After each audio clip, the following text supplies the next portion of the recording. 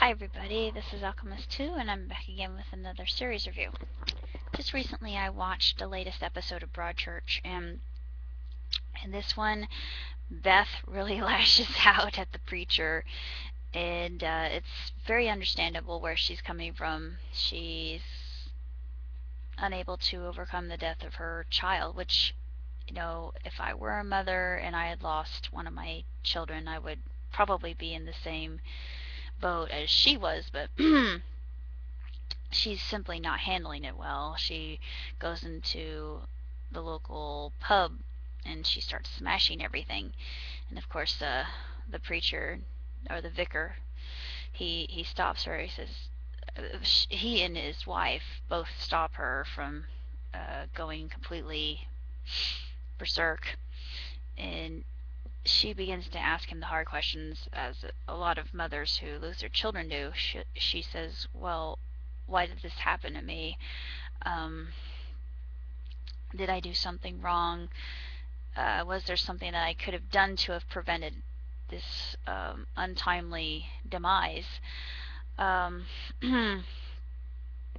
he answers as a lot of people of faith do, and it probably makes people of faith uh, seem to be a little bit looked down upon in this aspect, but he answers in the right way, because a lot of people don't answer the right way, and it makes them look bad, or if they're ignorant, or if they just don't care and they feel that they are superior. And I think that's the impression that a lot of agnostics get of people who are Christian. And I should know this because I myself, I have a lot of friends who are agnostic and atheists, and I consider them equals. I don't see anything different, and I consider them my best and closest friends. And I myself consider myself spiritual. I don't label myself as Christian because that label does not fit me at all. I am really, yeah, I can't really say that I am. And I think that there's a good example of the vicar's answer to Beth, and when he said, sometimes God takes those he loves the most. And I thought, oh, that's not a good thing to say. That's what a lot of good, uh, forthright, caring Christians would say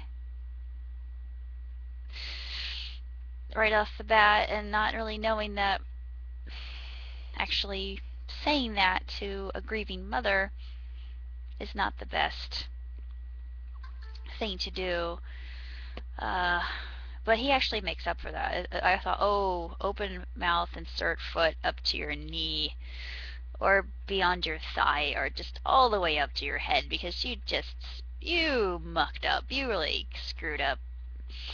So, he actually stops himself a little bit short, and he counteracts that, and he says, I don't know the answers. And I thought, thank heaven he said the right thing, because a lot of us who have gone through the same situation, I myself can relate, even though, I'm not a mother. I lost my mother.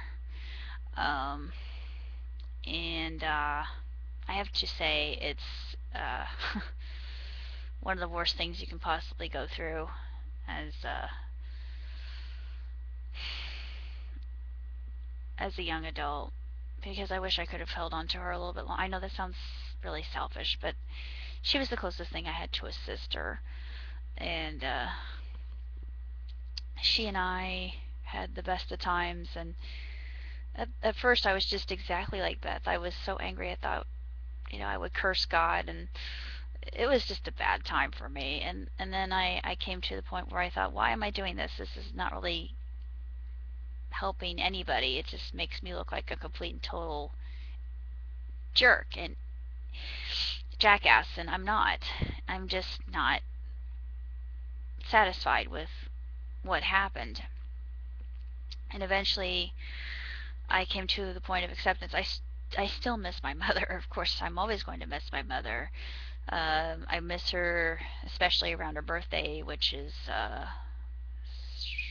November 26th and Thanksgiving because she was a turkey baby actually. Her birthday does fall within Thanksgiving many times. Um, I also miss her around Christmas because Christmas was her favorite holiday of all holidays. Um, and it's the same thing with my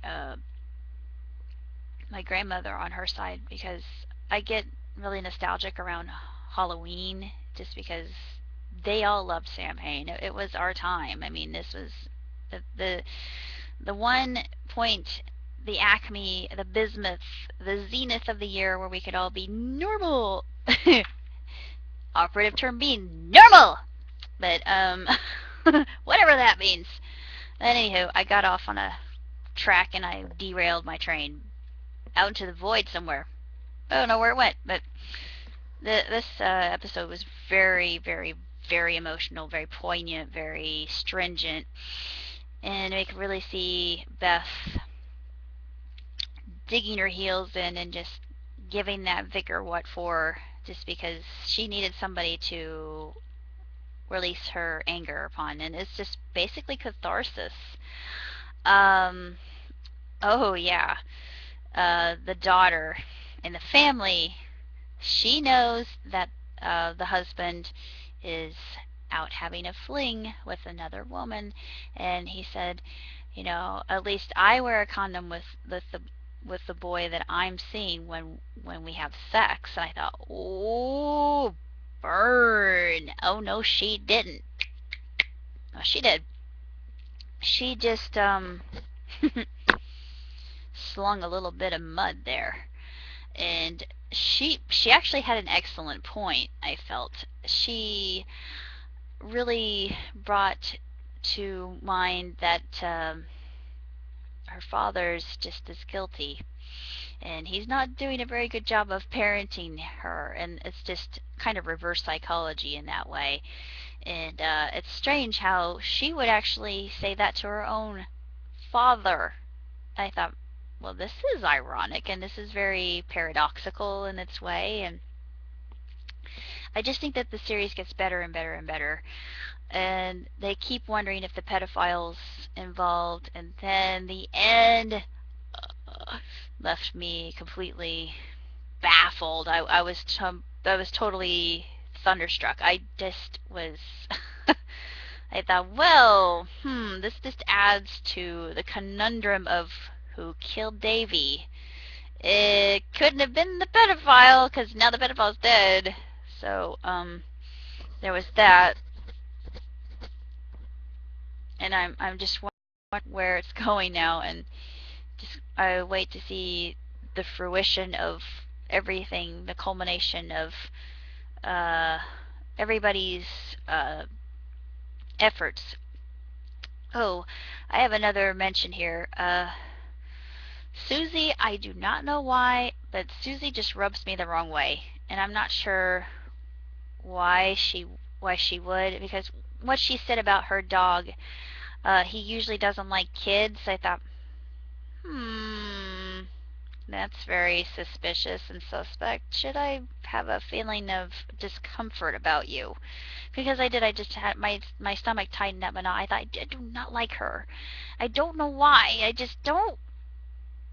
There's something about her, and I just don't know what it is. But maybe I'm judging her too rashly. But the expression that the younger brother had when after he was done conversing with her, I thought he knows something, and she doesn't seem like she's all sugar and buttercups. And no, I don't think she is. I just don't think she's all sweetness and light. I just there's something kind of off about her that I'm not sure what it is, but I just don't like her.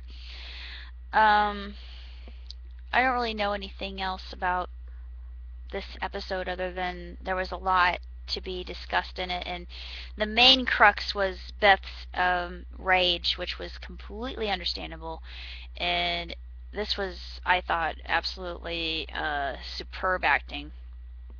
And Rory, the character, the not, I keep wanted to call him Rory because of Doctor Who. The actor Arthur, I forget his name. He plays a really stupendous vicar. I never thought that he could play the part of a vicar, but he does it very uh, magnificently, and he just transitioned into that role just flawlessly, I feel. And he comes across as a very loving and caring character, although at first he redacts what he says. He says something really inane and just thoughtless. I mean, for those of us who would be, any atheist would think, well, screw you. If you were to say that to them and they lost their child, they would say, no wonder I don't like your religion. You all suck. But your God is awful bloody foolish, bloody selfish. Which, yeah, anybody would feel that way. I felt that way myself, and I'm not an atheist. I've been there, done that. I can relate. We all go through that. I go through my periods of doubt too, and I just thought that was just such a human element and very relatable, and especially to those who have lost family members and children. It was just very raw and just so beautifully done, for lack of better adjective. But I'm really excited to see what the season has for us in store, because I'm super super excited to see what's coming next. And they had some uh, advertisements for Orphan Black, but it's just a rehash of season one. But we got a season two. Yee! I'm so happy. More Felix for me. Too bad he's gay. Too bad that character's. I'm not sure if the real actor is or not. But I love Felix. I need a sassy gay Felix in my life. Well, I already do it at work, so I don't really need to say that.